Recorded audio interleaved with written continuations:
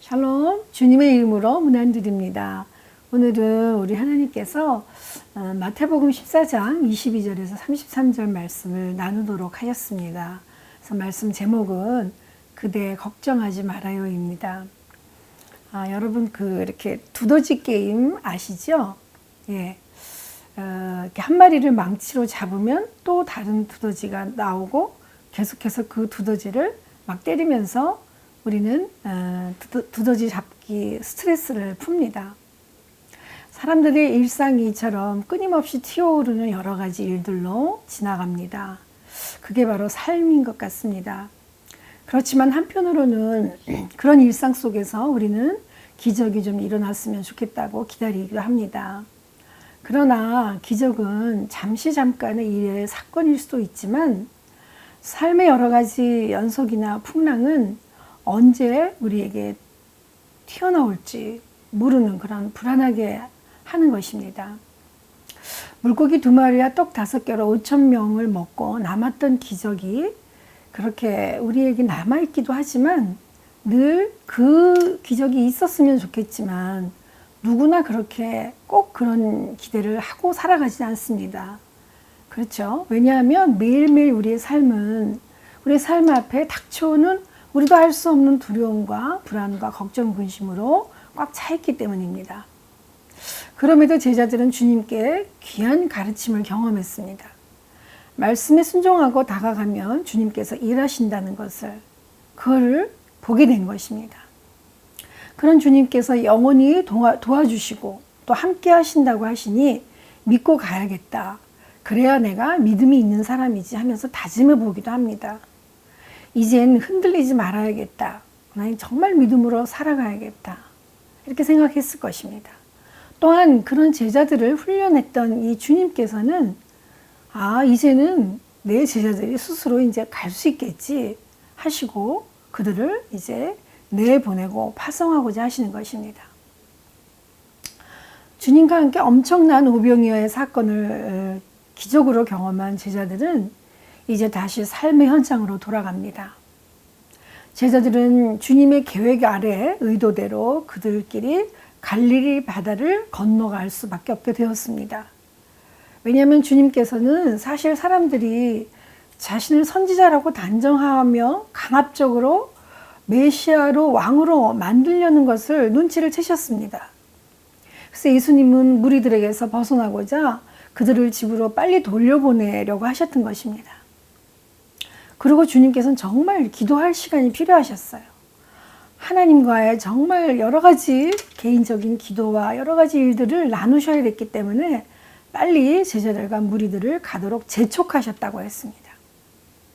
마태는 그들이 수리, 즉 약 5km를 갔다고 말하고 있습니다.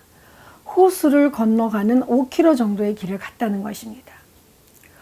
그 갈릴리 바다를 원래 호수인데 바다로 얘기하죠. 근데 그 호수를 가로질러 가는 동안 너무너무 심한 폭풍이 몰아쳤습니다. 그들이 큰 고통을 당했습니다. 눈앞에 보이지 아니하시는 그 주님의 부재 속에서 그들은 막 주님을 기억해내려고 해도 기적의 주님이 보이지 않으실 것입니다. 그들은 닥쳐진 문제로 밤이 새도록 노를 저어 바다를 헤치고 갔어야만 했습니다. 이미 배는 떠났어요.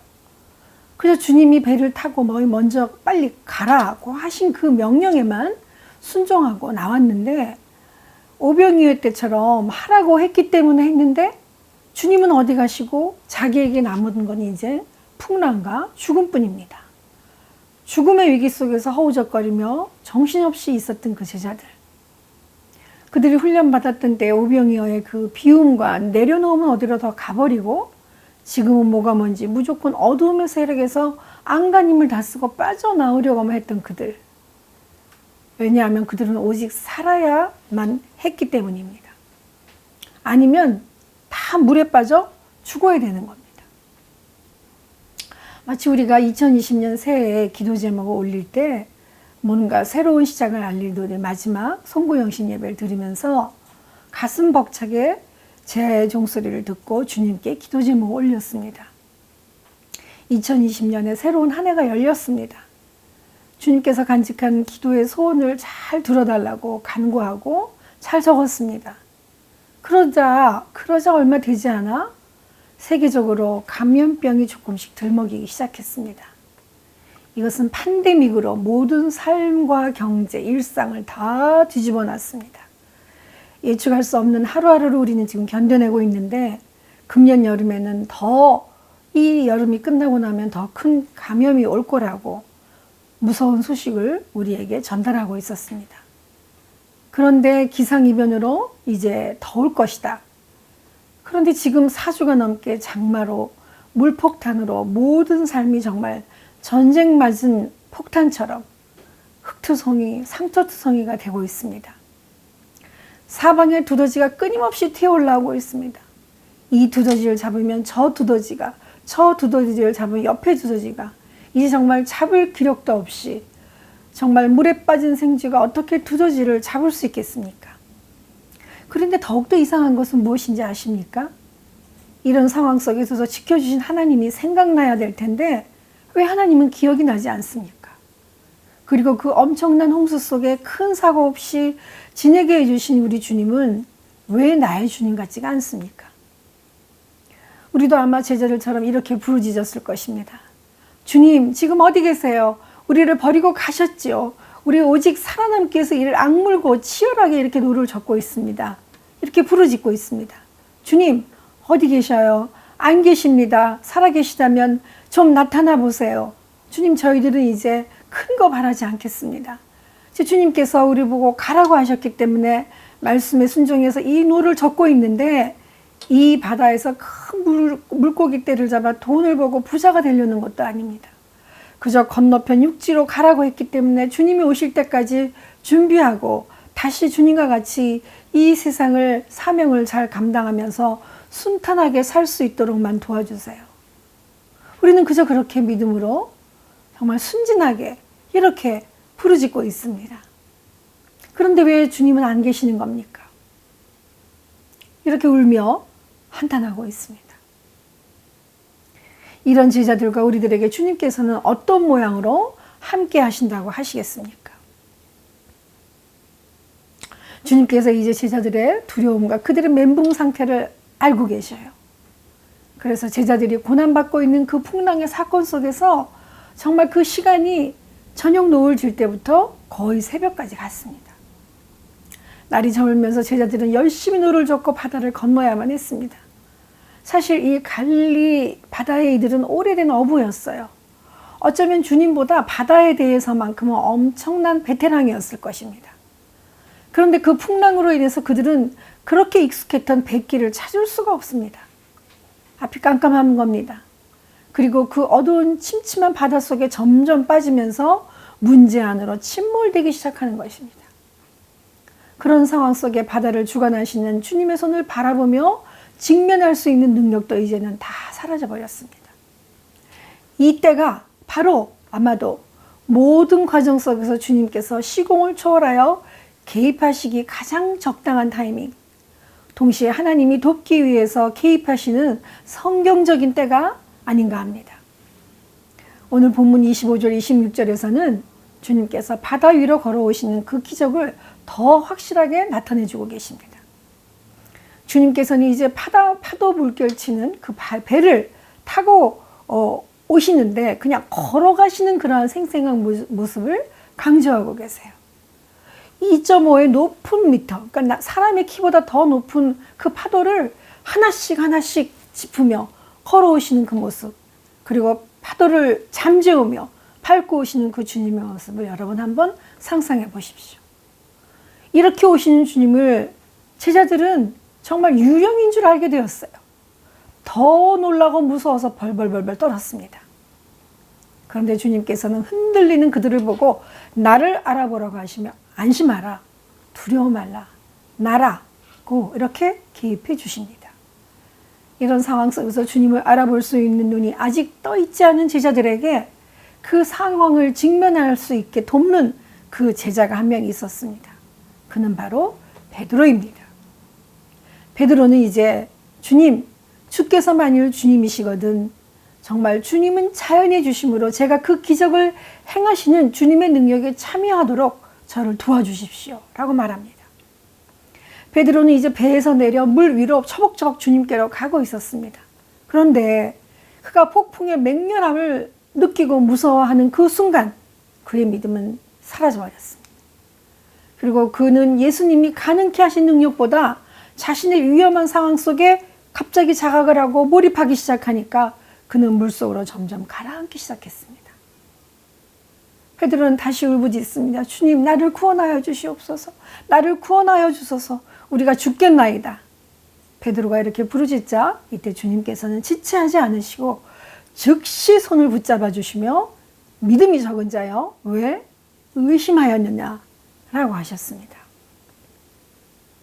사실 베드로는 자신의 두려움을 극복할 만큼의 충분한 믿음은 지금 현재는 없었던 것 같습니다. 주님께서는 그가 주님을 부르며 나아오려는 그 적은 믿음 가지고도 말씀으로 위로하시고 그를 붙들어 주셨습니다. 만약 주님께서 이 상황에 호통치시고 야단만 치셨다면, 그리고 붙잡지 않고 손을 놔버리셨다면 베드로는 죽음의 길목으로 갈 수밖에 없었을 것입니다. 우리 사랑의 주님은 우리 눈에 보이지 않아서 잠잠히 뒤에서 기다리실 때 우리는 점점 보이지 않습니다. 그러나 우리가 인생의 고통과 질고 속에서 우리의 눈을 내려놓고 감고 내가 할 수 없음을 알고 주님을 간절히 부르짖을 때에 주님께서는 기다리고 계십니다. 사실 우리를 어디서나 지켜보고 계시는 주님이심을 우리는 오늘 본문에서도 다시 한번 확인했습니다. 주님은 이제 건너편에 산에 올라가셔서 기도하고 계셨던 그런 분입니다. 그런데 어떻게 제자들이 죽음으로 빠져가고 있음을 아시고 무리를 맨리를 걸어오시고 그 풍랑을 다스리며 갈릴리 바다 호수 중앙으로 달려오실 수가 있었을까요? 무엇이 그렇게 기도하시던 주님을 멈추게 하고 제자들에게 가까이 오게 하셨을까요? 오늘 우리 사랑의 주님께서는 제자들과 베드로를 통해 다시 한번 훈련을 시키고 계십니다. 우리 하나님의 나라를 세우시는 분은 오직 주님이심을 나타내시는 그 절대적인 신성을 우리에게 보여주고자 하시는 것입니다. 제자들과 베드로는 주님의 부재를 통한 삶의 현실 속에서 그 풍랑이 몰아치는 비바람을 겪어내고 맞바람을 받고 있습니다. 그러나 그 시간을 결코 주님께서는 헛되이 여기지 아니하시고 주님이 기다려주시는 가장 그 적합한 타이밍을 주님께서는 알고 계심을 알고 주님께 그들은 간절히 부르짖었습니다. 주님께서는 우리의 삶을 이렇게 직면케 하시는 분이십니다.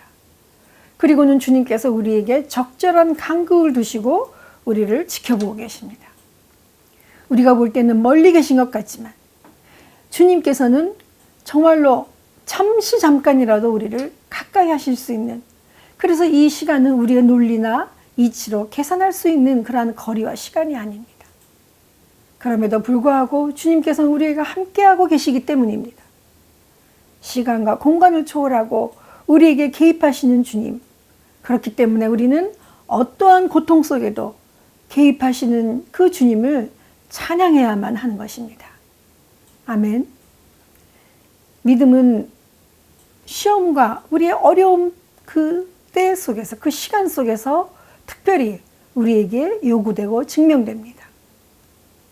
예수님은 사람들을 먹이시는 그 장면 속에서 제자들에게 자비롭고 의로운 그 공급을 신뢰할 것을 주님께서는 가르쳐 주셨습니다. 이제 주님은 그들의 용기를 시험하게 될, 증명하게 될 그때로 그들을 안으로 깊이 들여오셨습니다. 예수님 자신이 성령에 이끌려 사탄의 시험 가운데 인도되셨던 것처럼 제자들도 시험의 때로 한 번씩 인도하십니다. 왜 그래요? 성숙하게 하시려고 하시는 것입니다. 그 배는 이제 폭풍 맞은 인생처럼 어려움을 가리키고 있습니다. 이때에 너희가 믿음이 있는가 없는가 스스로 확증하여 보라고 하신 것처럼 우리의 믿음이 어디에 있는지, 우리의 삶의 거친 파도가 일어날 때 주님께서는 우리 스스로 우리의 믿음을 체크하도록 하십니다. 이제 물에 빠진 베드로를 세우신 주님께서 그를 일으켜 같이 배에 오르셨습니다. 그리고 모든 풍랑이 배에 오름과 동시에 잠잠해지고 이 모든 일을 보고 많은 사람들이 주님이 오직 하나님의 아들이심이라고 찬양하고 믿게 되었습니다. 그런 주님께서는 한 사람의 세움을 통해 그 공동체가 그것을 보고 믿음으로 나아갈 수 있도록 하나님께서 인도하십니다. 베드로는 사실 모든 제자들이 정말 바라보는 모델이었습니다. 그럼에도 불구하고 그는 너무나도 인간적이며 너무나도 허물이 많고 허우적거렸던 그런 사람입니다. 그럼에도 주님께서는 그를 사용하셨고 평안을 허락하여 주셨습니다. 이제 베드로는 주님을 더욱더 알기 위해 힘쓰며 도전했던 사람으로 열심히 제자로서의 삶을 살아갔습니다.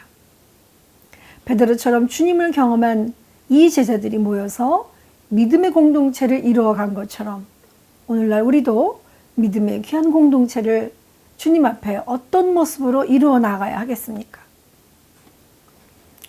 1996년 여름에도 비가 무척이나 많았던 것으로 제가 기억하고 있습니다. 그때는 제가 신대원 시절 지하 개척교회를 섬기고 있던 때라 겨울이면 추위와 여름이면 장마와 무더위로 싸웠던 그런 기억이 있습니다. 언제 한 번에 문제가 있었던 그런 없었던 때는 없었습니다. 그래도 규칙적으로 예배를 드리고 우리가 해야 될 모든 일을 최선을 다해서 사명을 다했습니다. 그날도 새벽 기도를 마치고 학교를 가려고 하는데 갑작스러운 폭우로 길거리에 있는 하수가 막히고 교회 지하 계단으로 물이 펑펑펑 내려가는 것을 보았습니다. 전화를 해서 교인들을 호출했습니다. 힘을 내야 하는 남자들은 출근한다고 아무도 나오지 않고 집사님들, 여집사님들만 나왔습니다. 교회에 들어갔더니 이게 웬일입니까? 교회 하수구 지하 자체에서 물이 위로 도리어 역류되기 시작합니다. 너무 놀라서 모든 전기를 내리고 촛불을 찾아서 켜고 깜깜한 지하에서 물을 한 동이씩 퍼날랐습니다. 처음에는 한 바가지씩 한 사람에 푸는 것 같았지만 서로가 띠를 이어 순식간에 그 물을 퍼내리니 정말 허리가 시큰했지만 줄을 서서 올리기 시작하고 옮기기 시작하니까 비도 그치고 물이 마르면서 교회가 점점 바닥이 보이기 시작했습니다. 모두가 여기가 내 집이고 내 교회라는 마음으로 물을 나르기 시작했던 것입니다. 그래서 큰 일을 이루게 된 것입니다. 그때 같이 있던 사람들은 모두가 개척 동기들이었습니다. 지금은 다들 목회자로 곳곳에서 열심히 삶을 살아내고 있습니다. 그러면 주님께서는 교회 공동체를 세우시기 위한 주님의 그 사랑의 손길은 그렇다면 지금 현재 어디에 계십니까? 시편 기자는 이렇게 말하고 있습니다. 여호와께 감사하고 그의 이름을 불러하라며 그가 하는 일을 만민 중에 알게 할지어다. 그에게 노래하며 그를 찬양하며 그의 모든 기이한 일을 말할지어다. 시편 105편 1절에서 2절 말씀입니다. 여러분들은 주님의 이 기이한 일을 경험하며 찬양하실 준비가 되어 있습니까? 그러기 위해서 주님께서 세우신 우리 일상의 삶 가운데 주님께서 허락하신 그 기적을 우리는 고백하고 찬양해야 합니다. 또한 우리 주님께서는 그 기이한 일을 경험한 그 한 사람을 통해 큰 숲을 이루게 하심을 우리는 믿어야 합니다. 창세기 49장 22절에 보시면 요셉은 무성한 가지 곧 샘 곁에 무성한 가지라 그 가지가 담을 넘었도다 라고 기록되어 있습니다. 야곱의 아들 요셉은 은 20에 형들에게 팔려 애굽의 노예로 갔습니다. 그러나 그를 향한 하나님의 계획에 응답한 요셉은 쭉쭉 뻗어 담을 넘어 가득 메우고 길고 넓게 뻗어난 무성한 가지의 역할을 숲의 역할을 해냈습니다. 그리고 그는 자신을 노예로 판 형들에게 이렇게 말합니다. 당신들이 나를 이곳에 팔았다고 해서 근심하지 마소서, 한탄하지 마소서. 하나님이 구원하시려고 나를 당신들보다 먼저 보내셨나이다. 아멘. 기도하겠습니다. 사랑의 하나님, 주님의 은혜 진심으로 감사합니다. 이제 하나님께서는 이제 하나님의 그 선을 우리에게 끝까지 보여주시고자 십자가를 지심으로 당신의 아들을 우리에게 주셨습니다. 하나님, 우리는 이제 우리의 몸이 우리의 것이 아니므로 오직 주님을 찬양합니다.